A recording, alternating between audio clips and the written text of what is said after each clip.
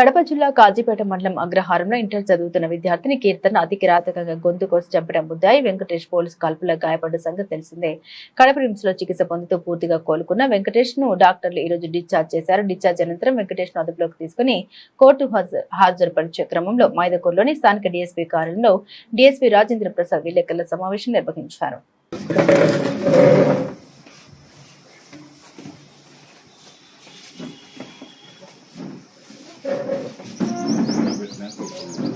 వినోద్ ఒక నిమిషం ఇట్రామా.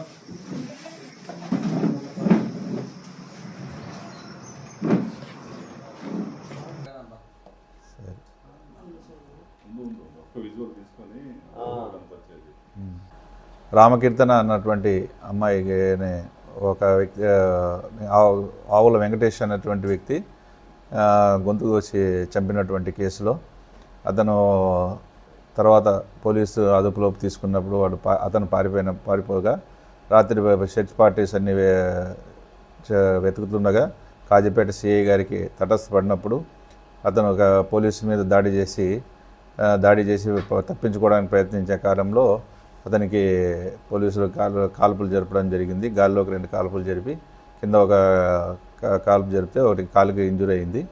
అతన్ని తీసుకువచ్చి హాస్పిటల్లో మన మైదకూరు హాస్పిటల్లో ఫస్ట్ ఎయిడ్ చేయించేసి రిమ్స్లో చేర్పించడం జరిగింది.